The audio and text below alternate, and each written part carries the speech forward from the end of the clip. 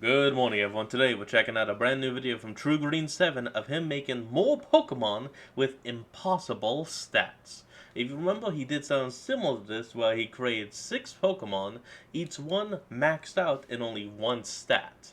And this time, I guess he's doing it again. I don't know. Let's find out.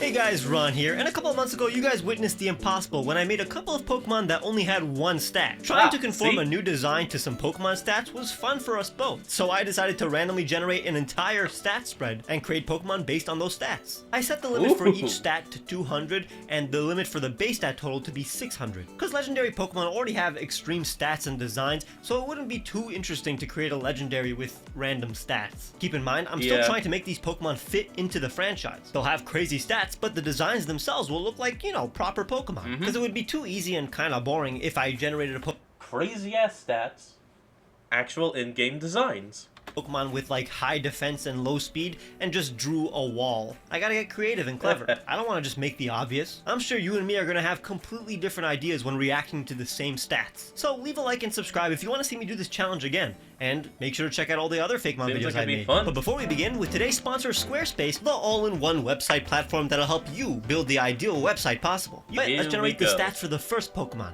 Okay, HP 30. Attack 44, Defense 179, Special Attack 14, Special Defense 56, and Speed 152. Alright, so this thing is apparently incredibly bulky, with able to take a bad punch, and is incredibly fast. Like some kind of bullet. So a highly defensive and speedy Pokemon that basically cannot attack. Like, no high attack or special attack, but that's a decent defense. So, I guess something fast and defensive. But if it's fast, it can't be something that is huge and defensive. It has to be something that's tiny and, like, hard to crack. Alright, I'm thinking about like a nut. Bullet. And we already have nut Pokemon, like an acorn, but like, alright, this may be my green bias, but how about a pistachio? I don't want to I don't want to just make up a pistachio. It can't be a boring thing. I have to combine it with something. So I looked into it, and pistachios are basically Persian. That's where they originated from Persia. I didn't know that. That's basically modern day Iran. So I mean, can I combine a pistachio with a hijab, or specifically a chador, which is like the full body hijabs specifically worn by now I'm actually getting an idea. Persian influenced countries. I'm not just gonna make a Muslim pistachio. That's still not that clever. I think I'm going to combine it with something else that's tiny and hard. I think I'm gonna combine it with a Matryoshka doll. I think that makes a lot of sense, because it's another like veiled feminine figure that is tiny and like hard to get to the center of. It's hard to attack the true Matryoshka doll, because it's, hidden with a lot of layers. So you combine these dolls with a pistachio and the hijab. It works really well, honestly. It actually does. Matryoshka dolls are, I assume, wooden. That would be grass type, just like a pistachio. It'll be like a little modest little pistachio girl. So this one's very simple in shape. 80% of the form is literally a Matryoshka doll with a pistachio on the bottom. For some, it could have the ability. It could have the Mimikyu ability disguise. Sometime I wanted to give it long legs since it runs fast, but that conflicted with its more modest origins, so I gave her legs that made sense with her proportions. She doesn't actually have hair, but you know how when you open a pistachio there's still that thin seed coating around the nut? So that's what the hair and eventually the clothing it looks like it has is made of. Its eyes are very much inspired by the painted on eyes on a Matryoshka doll, as well as the floral patterns. It makes sense as a grass type too. The veil-like patterns are inspired by the dolls, of course, but are linked with the Persian origins of the pistachio by looking like a hijab and more specifically a chador. The colors were tough to harmonize since none of these colors are complementary. I kept on looking at it in black and white so I can apply more contrast to the colors since the values were blending together too much. In the final design, you'll see more patterns that coat the body so it doesn't look nude. Say hi to Pistochka, the modest Pokemon, a pure grass type from the words pistachio and Matryoshka. They have the abilities Shell Armor, Tamer, Wind Rider, and the hidden ability Hustle. Pistochka are very curious and friendly, but it takes time for them to open up to those they just met. They are surprisingly quick. They have no means to properly deal damage, but utilize multiple methods to survive when confronted with their predators. They can easily run away, but when backed into a corner, they will fully withdraw into their indestructible shell. It can withstand the swipes or crushing blows of any Pokemon, and can even survive a drop from the tallest structures in the world. When Pistochka opens their shell, they can glide on the wind. Pistochka will let out their pent-up rage by kicking their trainers. These kicks don't hurt one bit and actually tickle. A kick from a Pistochka means they feel comfortable around you. So cute. The shiny is incredibly pretty. Guys, I love this. This seems like a character I designed to be the mascot of a pistachio commercial. And the fact that she gives tiny, innocuous kicks to those that they love is hilarious. I would love to see fan art of Pistochka angrily pouting in a cute way, like Fern from Freerun. Hopefully you feel like this represents the stats quite well. Let me know if this Pokemon can be competitively viable if it had a bunch of setup moves. Alright, let's generate the next group of stats. HP 104. Now, hold on. We're kind of spoiled a little down here. Mana War. So that means this one is going to be based around the Mana War jellyfish. Attack 137, alright. Defense 58. Alright, good that it's the opposite of the previous one. Special attack 136. And special defense 61, and then speed 13. Alright, it really is the opposite of the other one. Oh, this thing is slow as all heck. No defenses, very slow, a lot of attack. Alright, what do I do? So it's something that can really hurt you, but is super slow. I'm thinking jellyfish. You know, jellyfish have no defenses either. The defenses is the attack. Here's what's funny. A Portuguese man of war is not actually a jellyfish. But it looks like it's one. A colony. It's actually a siphonophore. How do you pronounce siphonophore? It's a siphonophore, siphonophore, whatever it is.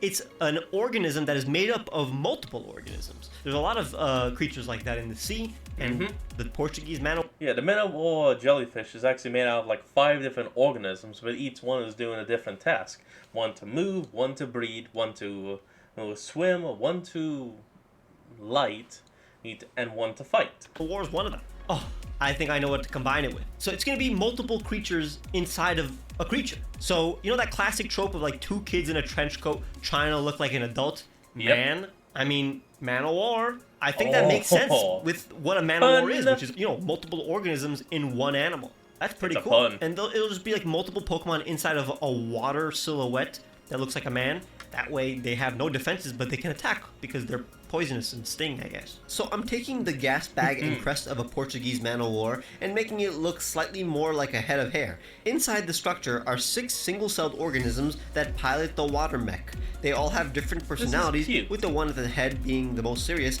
and the one at the bottom being the youngest. I'm restructuring it so it looks more like a man in a trench coat. This Pokemon thinks it's disguised as a man, when in reality, you can see right through him. In this more upright arrangement, the cells also look like chakra points around the body. This water mech is filled with poison and has the gradient and purple stripe of a man of war. Check out Man of War, the disguised Pokemon, a water poison type from Man and War since it looks like a man wearing clothes, and Man of War. It has the abilities Water Veil, Liquid Ooze, and Clear Body. Man of War can... Why does he look like he just needs a good old hug? Consists of 6 giant single-cell Pokemon who band together to get around. The poison that they ooze fills the water figure they pilot. The water disguise they surround themselves with allows them to walk on land and see the world, but in reality, since their disguise is transparent, they fool no one. Despite their cloak not working, humans play along, and Man of War have fun believing they are tricking those around them. This cloak is incredibly easy to break, and predators often reach the individual cells inside, but the bitter poison that coats their cells causes their predators to instantly spit them out. To retaliate, Man of War attacks with incredible blasts of water and giant water tentacles that they form to slap their opponent. Each individual cell has a personality of its own, but they get along because they are far stronger together. I think this is one of my favorite concepts in a long time, and goddamn does the water look refreshing. I think an episode of the anime where one of the Man of War cells is lost and Liko must help it find its way back to the Man of War body would be cute. Oh, totally. Who's that Pokemon? I got it's nothing. Starflow. Yeah, I did not remember that at all. Alright, let's generate the next spread. HP 91, attack 20, okay, so the opposite of the last one. Defense 126, definitely. Oh boy. Special attack 164, so a defensive special attacker and special defense 123, so just a fully defensive, really good defenses and a really good special attack, but super slow with speed 22. Honestly, that's a very interesting Pokemon. So it it's has to be something different. that's very bulky and can attack from a distance, can maybe shoot something, can spray something, Like some but kind of doesn't really psychic. attack physically. I'm really leaning into the object Pokemon because people really do not want me to do it like too many animals anymore. I just do too many animals. So again, I'm thinking about a plant. I'm thinking about a poisonous plant. That makes sense. It'll spray something. Alright. Eggplants. So eggplants are nightshades, just like tomatoes and peppers, I think. Whatever. A lot of groups, a lot of fruits and vegetables, they're nightshades. And a lot of nightshades, or I don't know if a lot of nightshades, but some nightshades have poisonous components to them, like the mandrake. So they're hot, very toxic. And like an eggplant, it's it's bulky and like thick, both specially and defensively. I think I see what he's going for. Say. So let's make like an eggplant I lady. got an We don't have idea. any big girl representation, I think, in Pokemon, unless I'm mistaken. A confident eggplant that is very defensive and like poisonous, so like sprays poison from its flowers and doesn't really attack because it's like big and like slow because it's an eggplant. That makes sense, I think. Originally, I drew an eggplant with leaf hair that also acted like its sassy arms and a flower on its head. But not only did it look too similar to Gorgeist and Lilligant, but it had no personality. So I went girl boss. It's sassy and toxic. It doesn't care about you and even taunts you.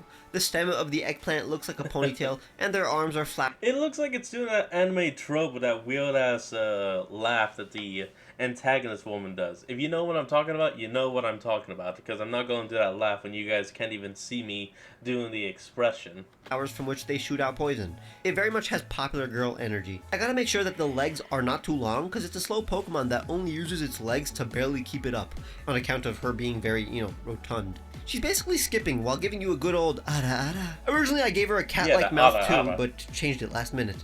The eggplant colors made it hard to read her expression, so I lightened up the purple. The flowers are inspired by the toxic mandrake, which has human-shaped roots. This is Oberqueen, the nightshade Pokemon, a grass poison type. From aubergine, the word the Brits use for eggplant, and queen. She has the abilities Leaf Guard, Ripen, and Chlorophyll. Oberqueen love attention and even welcome a battle if the audience is big enough. However, Oberqueen hate physically fighting, as they do not want to ruffle the petals and leaves that they groom every day. In order to attack, Oberqueen releases what has been determined to be the most poisonous pollen among Pokemon. As a result, only experienced trainers are recommended to train one. Oberqueen's hide is incredibly tough. Attacks bounce right off of their giant gut. Their legs barely support their frame. It concentrates on making perfect poses, so in battle, it stays firmly in place and releases its poisonous pollen. Their shiny is more tomato looking, which is in the same family. Honestly, this feels like a Pokemon we'll eventually get. Recently, I've been embracing the camp of Pokemon such as Aromatisse, so I tried to instill what I assume some fans would enjoy. It's tougher than you think making a feminine grass type, since there are already so many, and I have to differentiate it from them. I like her as a counterpart to Pristochka too. Yeah. Do you like the modest pistachio or the sassy eggplant? And Finally, the last spread. We have HP 87, Attack 196. Okay, really, each one is different than the last. Defense 105. Okay, another good. Defensive attacker, that's normal. Special attack, very low, 36. Very low. Special defense, Very 49.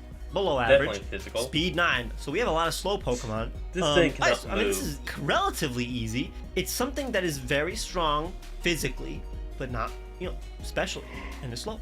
I'm thinking something that stays in one place. So something that will, if you come near it, it will attack you, or it will give you a devastating blow. So I'm thinking a guillotine. It's not slow, it just stands in one place. But if you get next to it, that's not the sound of someone dying. But what do I combine it with? It has to be like an animal that something like its neck goes like this, maybe? Like a guillotine, just slices when it bends down. I'm thinking giraffe. But how about instead of just plain old giraffe, we use a giraffe weevil. These bugs, I think weevils are very cute, and I'm not a big bug fan, but weevils, pretty cute. Giraffe weevil, very interesting. What if it uses its neck to just slice you down like an axe? It has an axe. All right, we're gonna combine a weevil with a giraffe, a guillotine, and then we'll give it the aesthetic also of an executioner or a hangman, a medieval one, specific. Now that's good. I think it'll work. So I forgot to record during the beginning of the design process, but as you can see, it's pretty much a mixture of a giraffe and a giraffe weevil. Its snout looks like an axe, while the square patterns and hooded black head is inspired by a medieval executioner's hood or robes. The legs are also a cross between a literal giraffe and weevil. I even added a few giraffe spots. The colors ended up making a lot of sense since it's literally how a giraffe weevil looks like, which coincidentally has the black hood of a hangman or executioner. I wanted to make sure the eyes were striking and soulful too. Behold, Cleavel, the deliberate Pokemon from Cleave and Weevil, a bug steel type with the abilities Sharpness, Mold Breaker, and No Guard. Cleavel are quite careful and astute Pokemon that think before they act. It takes them quite a bit of time to decide if, when, and how to attack, but once they've made up their mind, they swiftly execute a devastating blow that always hits with absolute fury. They stand their ground as their axe-like snout drops on their foe. They use their wings to help them change direction and protect their backside, which they cannot defend. Cleavel have been used for centuries to execute enemies of the state. Cleavel who refused to take lives were utilized by lumberjacks, who took great care of Cleavel. Today, Cleavel are loved for how gentle and caring they are, which contrasts with the power they yield in battle. Their shiny is more giraffe-like. You know I love me some gentle giants, especially if they look as scary as can be. Any opportunity to make something so dangerous looking my friend, I take it. Now's your opportunity to leave a like if you enjoyed, and subscribe if you haven't. Alright everyone, that's going to be the end of today's video, and I hope you all enjoyed this. Remember to like, comment, and subscribe for more. Link to the original will be in the description below, and I'll see all of y'all next time when we flick back on. Till then, this is Fox, signing out. Peace.